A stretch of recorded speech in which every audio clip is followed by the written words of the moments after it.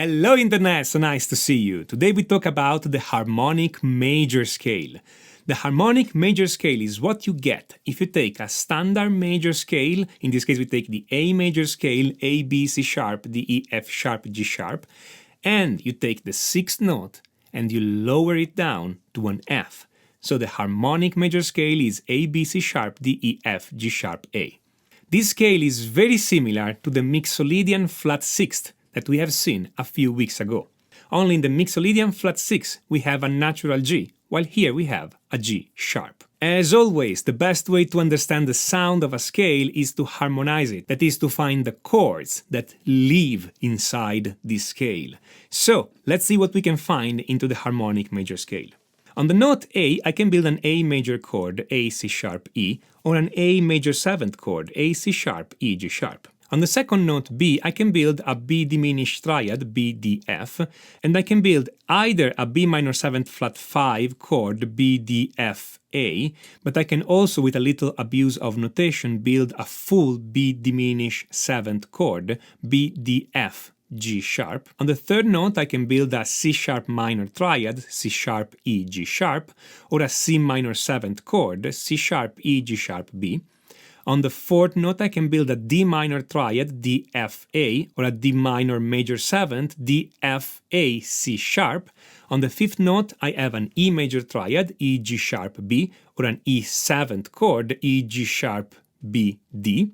On the sixth note, I have an F augmented triads, F, A, C sharp, or an F augmented major 7th chord, F, A, C sharp, E. And on the last note, I have a G sharp diminished triad, G sharp, B, D, or a G diminished 7th chord, G sharp, B, D, F. Now, this scale has only one note of difference with respect to the major scale, an F rather than an F sharp. But changing this note changes 3 triads and 4 7th chord. Those chords are the one that capture the sound of the harmonic major scale, and you have to use one of those chords, otherwise everything you play will sound like it's in plain A major. If I take only the first, the fourth and the fifth chord, which are the backbone of most scales, I find something interesting. I find that the first chord and the fifth chord are exactly the same I will find in a major scale, but the fourth chord it's a minor chord or a minor major 7th. The minor triad as the fourth chord, it's used sometimes in major too, and it's usually considered borrowed from minor. And this is the interpretation if the piece is in the key of A and you find both an F sharp and an F note in it. But here in the harmonic major scale we have only the F, and it's very interesting and fun to actually use only the natural F and never use the F sharp, so that this becomes the sound of the scale. Now if I just play a 1-4-5 using only triads, I have A major, D minor and E.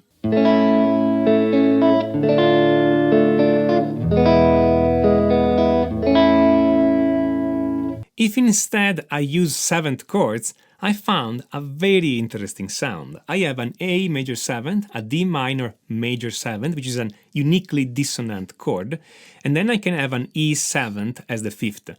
Since I want more spice on the E 7th, I'm actually going to play an E 7 with a flat 9 there. And the flat 9 is in the scale because it's the F note.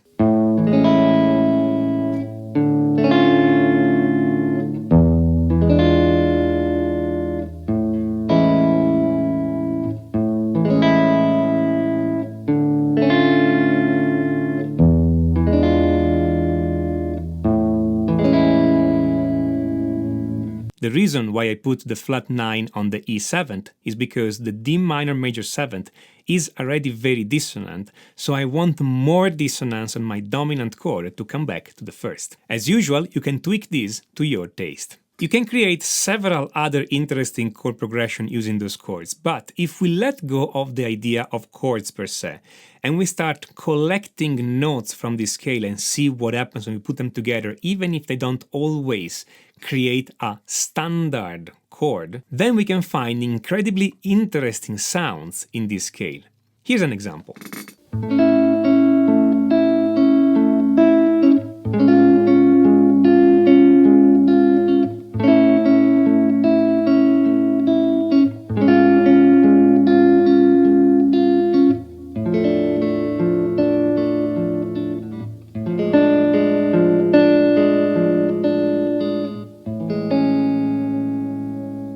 leaving all the chord naming to you as an exercise. If you think you have the right name for those chords, then write them down in the comments. Now, if we talk about soloing with the harmonic major scale, we have something interesting here. There is this large gap between the F note and the G sharp note. It's a gap of an augmented second, which is the same as a minor third. And if we were in classical music, this gap would be technically prohibited, even if nobody in the classical era or before gave a flying about all this kind of prohibition. And then even Johann Sebastian Bach uses the gap F, G sharp however he wants when he's using harmonic minor scale. But let's say that formally this is harder to sing, for instance, so I wouldn't give a singer a part that has a jump from the F to G sharp or vice versa. But for us instrumental players, it's absolutely not a problem.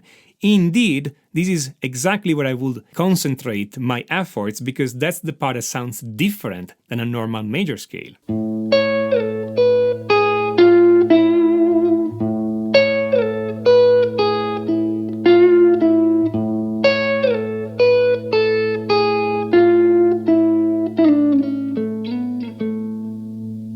Another way to understand the harmonic major scale is to break it down in triads. For instance, a good way to solo with the harmonic major scale is to play the A major arpeggio and the B diminished arpeggio. I'm talking about triads, of course.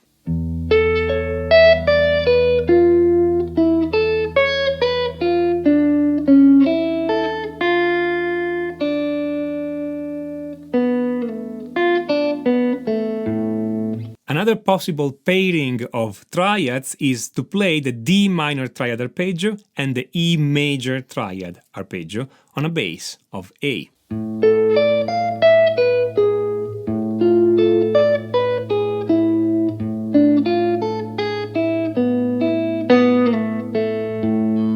So those are a few examples on how to use the harmonic major scale. But if you want to learn how to deal with scales and mode, not just as a collection of examples, but you really want to understand the logic behind that and how you can create thousands of examples starting from a scale, how you can extract the music out of any scale and mode, and then how to use them to actually make music over different kinds of chord progression, then I totally recommend my course, Master of the Modes. Master of the Mode is not a book, and it will never be a book. It's a video course. The videos are important, and you want to see the video and do all the exercises. This course has been written by guitar players for guitar players, and by doing all the exercise, you will become the player you want to be. You will become able to improvise over any kind of chord progression and make those modes sing for you on your guitar. If you have just a minute, check out Master of the Modes at the link on the top right. If you like this video, smash on that like button, don't forget to subscribe and click on notification, otherwise YouTube will not let you know when I put up a new video. And if you have any idea, feedback, suggestions, write them down in the comments. I really love reading from you. This is Tommaso Zilio of musictheoryforguitar.com, and until next time, enjoy!